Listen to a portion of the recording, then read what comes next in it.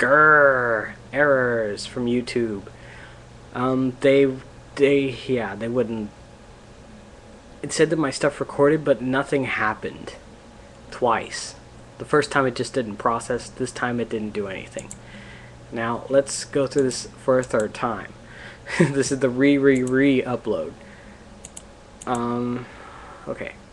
So here we have my favorite preset, Oya Como Va, for the B4. This is the B4 review from Native Instruments. You got your reverb and distortion. You got your percussion section, like whatever you want for it to sound like for a standard B3 organ. You got your preset here, and you got your bank here. So 12 presets and 10 banks. That's 120 sounds. Now it's got built-in Leslie effects. It's got a run stop and a slow fast. So if you just want to bring it to a stop while at fast, you can, and then turn it to slow and get it going again. Now you can mess with the drawbars up here and it will change the sound.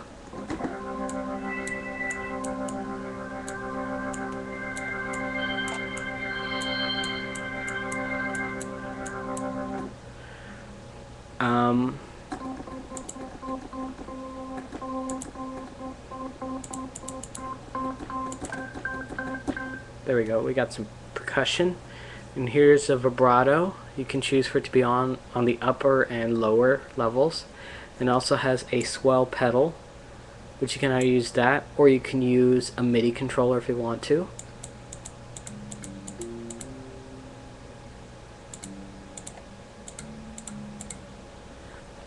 Of course, with the bass pedals you can click them, or you can use MIDI again. Now here's the organ. You get the key click, which is the sound of the keys basically triggering off the sound. Velocity, which is depending on how hard you play, that tells the software how loud to put each note at. Then you got leakage, which is like how much of the sound do you want for it to go into the entire organ. So it's not just that note, it's that note and then all the others. So it sounds like this. No leakage. Let's bring the leakage to max.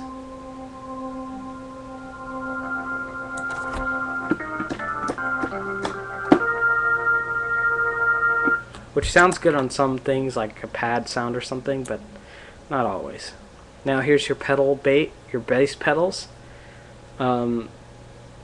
You have a sustain, which is if you were to hit it, how long do you want for it to sustain, if at all. And you can use a string bass or an organ bass, it's up to you. Then here's the drawbars with their footage. So here's an 8-foot, here's a 16-foot, you know, that whole deal. And here's all your controls from the bottom, a bit bigger. It's got a tube amp, which the drives are all linked. All the drive knobs are all linked. It's got a bass treble EQ and volume. It's got a bunch of cabinets including amplifiers, and even a direct box. You can choose how much of the rotator you want, which is the Leslie effect. Then you have the balance of it, and the air, which is the space between the microphone and the speaker, or in this case speakers. Next one is expert. The bottom is still the same, but the top changes. You got a tone wheel with B3s, Continentals, Farfisa. I'm probably saying that so wrong. It makes me feel worse every time I do this. You also got the harmonium, and you got more B3s, but in slightly different tunings, off of the 440, which is middle A note. 440 hertz is, if you were to have a sine wave at 440, that is a A. Yeah. Now you got the preset. Here's your MIDI, internal MIDI preview deal. You got your file operations and all that. I'll show you that in the next video.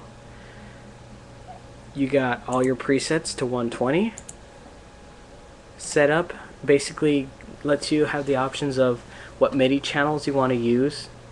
So for the upper, if you want to use one keyboard, so let's say I was to use, let's say I had a bunch of Axiom 61 or 60, whatever they, I think it's 61s, aren't they?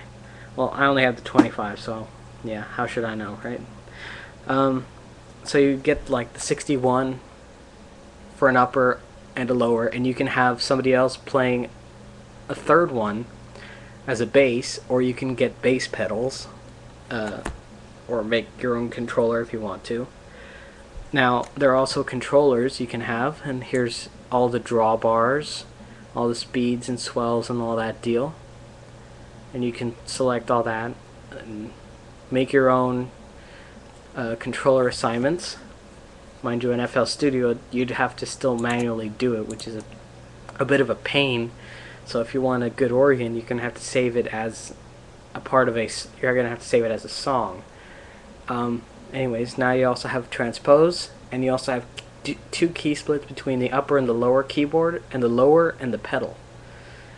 And if you have a controller that is different than your main MIDI controller, let's say you're doing what I do, and you use an Axiom 25, I just keep it at 1 because that's all I got. So whenever that channel's selected, I am using my Axiom 25. And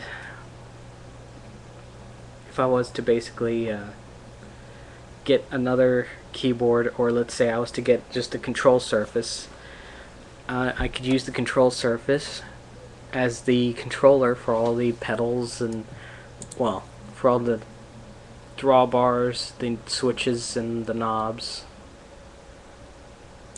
And yeah, that's pretty much it. See you in the next vid. Hopefully, if this one uploads.